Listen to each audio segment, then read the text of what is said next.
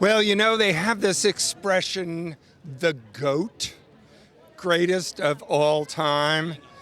This is, if there's ever been a quintessential expression of what that is, it's Mr. Williams. And I'm not going to say music for film, I'm going to say music. He has single-handedly raised the bar for what film music can be, but by the way, has also brought his contemporary voice to the literature of symphonic music, concert music. The guy has done all of it. So I'm so happy to even be invited. And this is the GOAT.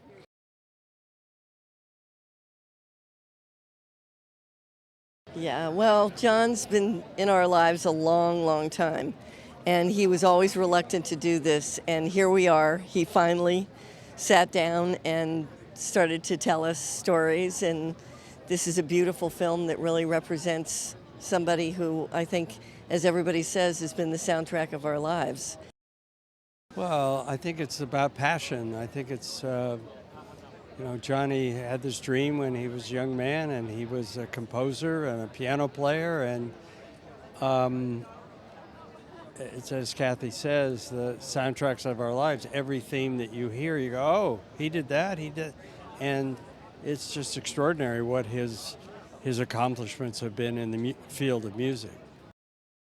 Well, I think what means so much to John is that he is classically trained, and he plays with a full orchestra with every bit of music that he creates. And I think that's what he loves imparting to a younger generation, is an appreciation of that level of music, because so much of the music we listen to today is made in very different ways, which is all justified. But when you have somebody as talented as John who can still conduct and write and create music using, all these musicians, I think that's very inspiring to young people. Music is an art and it's a craft, and John has this gift for coming up with these themes that come from the heart, from his mind, and the creativity that's there, and he's able to then translate it into writing.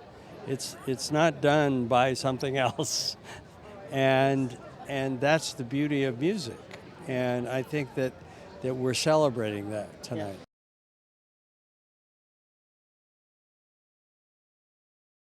First of all, for me it's an honor. This is one of the most important gifts that I have coming here in Los Angeles, to have this connection and this beautiful friendship with John, which is a master in every sense, not only musically, I think artistically, in the human side, and really, for me it's a privilege, and this is beautiful. This is a beautiful homage to I think to a man that have changed the history, of music, not only of film music, of music. All the arts are important, but music is one of the most natural and more powerful expression of humankind, I think.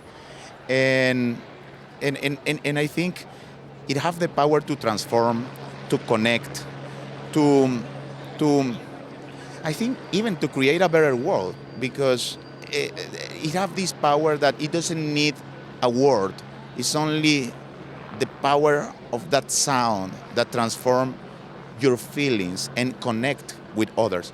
So I think John is a master of this, because even with image or without image, his music is very powerful, and it has this unique and beautiful power.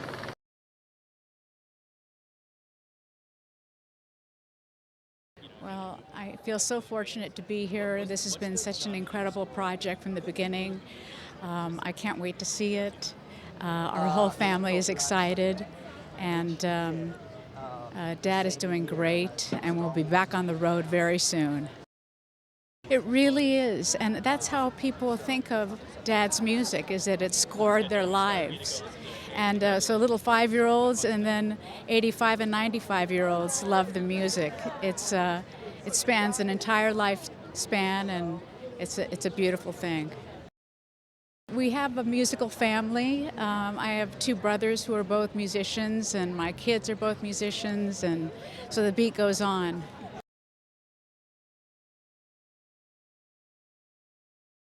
Honestly, it's hard to think of someone who I love and respect more than John Williams. I just can't say enough, and being here is an honor. I just think that whether you know his music or you didn't realize you know his music, and I think that those are the only 2 categories that exist. Seeing this story, how he does what he does, how he works the way he does, the compassion and heart that he has, the way he shares that with the orchestra, watching him work in that way is so incredible. There's nothing about him and what he does that doesn't blow my mind, and he really is the closest I've ever come to seeing someone who sort of transcends all like human boundaries. Like he's like every Olympian rolled into one musical genius. He's just unreal. I just think it's great to get a peek behind the curtain if you haven't seen it, in terms of how he works and getting a sense of the man behind these incredible scores that we all know, and seeing that he's as sort of sweet and thoughtful and gentle and kind as you could, I think, humanly be. And he's the most humble person. I mean, that's the other thing that's so incredible about him. I said this once about him that it's as if he hasn't read his own resume. He's just so good, but talks to you as if he's just starting. And I mean, to have someone be as good at anything as he is, which is almost impossible anyway, and then be not just kind, but genuinely humble, to have that kind of humility is, that may be one of his great superpowers too.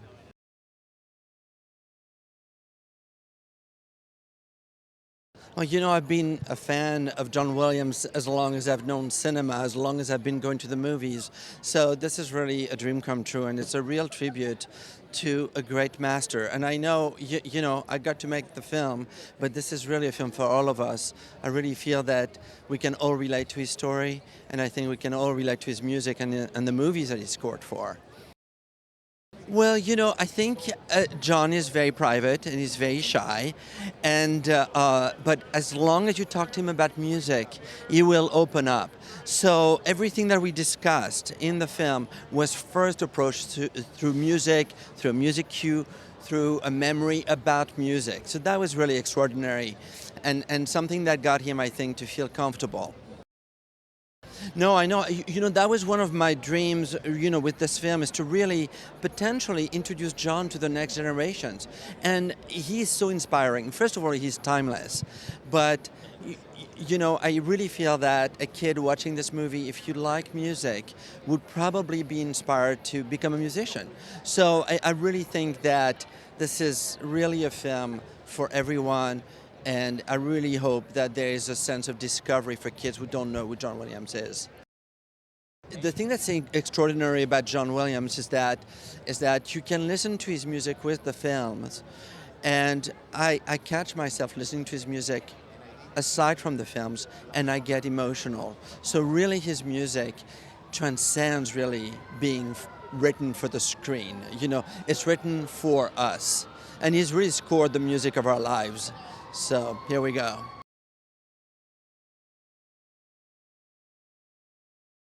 Imagine Entertainment had the honor of producing the documentary along with Amblin and Lucasfilm.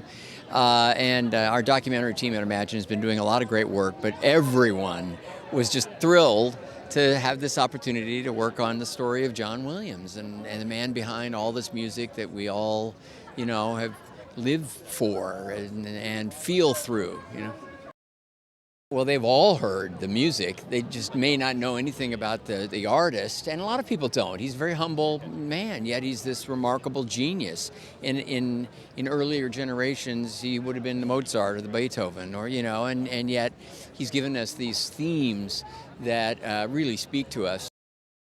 The thing is that he's worked on so many different kinds of films. So from a drama like Schindler's List to the Star Wars themes and Harry Potter, and it's just kind of mind-blowing when you understand it.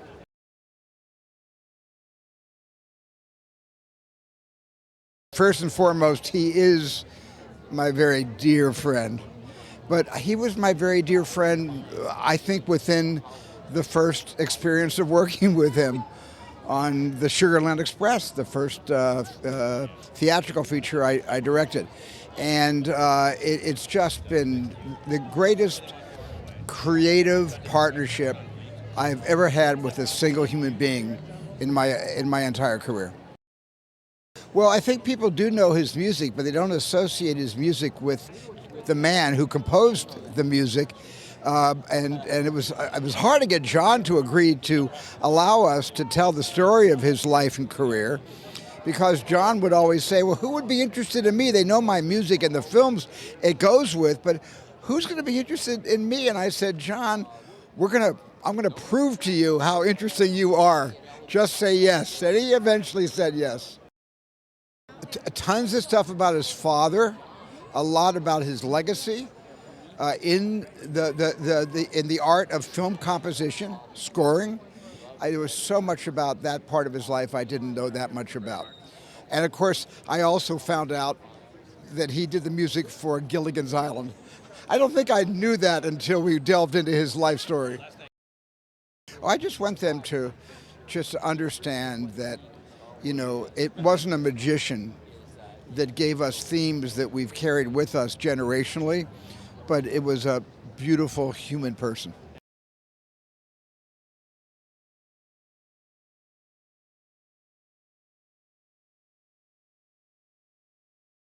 What Laurent captured is this understanding of the way John is capable of communicating and reaching audiences and collaborating with filmmakers, and he's a very complex figure. He's a number of things. He's very humble, and yet he's brilliant. He's a genius. He's very, very kind, and yet he's driven as an artist, and he's a taskmaster. And Laurent, thank you for your film. You really captured all that, and you're going to see that in a moment.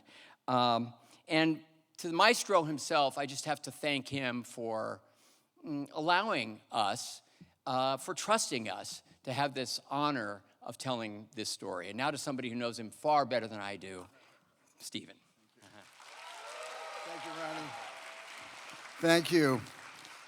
First of all, I want to thank Bob Gazzali and the AFI board and everyone for doing something they've never done before, which is to open the AFI Festival with a documentary. That is a wonderful thing, a wonderful precedent to really be able to, place the documentary form exactly where it belongs, right up alongside the narrative form. So thank you very much for that. Often, you might even leave a film that John Williams has scored, and a week later, you may forget the film, but you will never forget the music.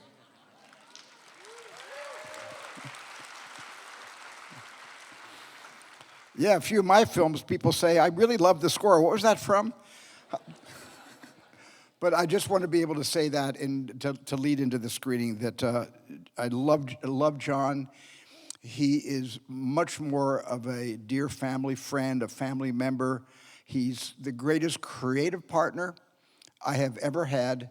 In the 52 years John and I have been working together, him scoring my films in this industry, this is the greatest partner I have ever had in the creative arts. So please sit back or lean forward and enjoy the life of John Williams. Thank you.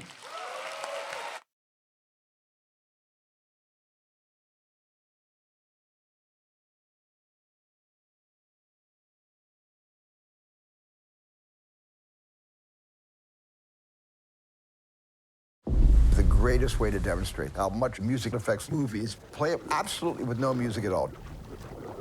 And then go back and do the whole scene again with all the cues. And you'll recognize the absolute brilliance of John Williams. The minute John raises his baton and plays the first theme, you just go, oh my God, here's another one. Star Wars basically would not be Star Wars without Johnny Williams' music. People say, how do you do so much work? I was filled with the love of music and the pleasure of doing it with great musicians. After he does music for my movie, I start to see my movie in his way. The first thing I played for Steven on this piano was this. And I played that for him, and he said, what is that? You know, what are you going to do with it? He's somebody who learned his skills painstakingly. I think people should see somebody who has worked alone in a room for 60+ years. There's a lot of sacrifices, and I think that he expresses himself through music. Music for a musician is like breathing. It supports us, sustains us, gives us energy. The fact that the same man wrote music for Star Wars, the Olympics, Poseidon Adventure, and Earthquake, he always finds a way to tap into the essence of what makes it moving or meaningful. The main reason I think it's important to celebrate him is just to say thank you for that amount of joy. He's always in a process of discovery. He finds a whole new way of telling the story musically each time. It's the purest form of art I've ever experienced from any human being.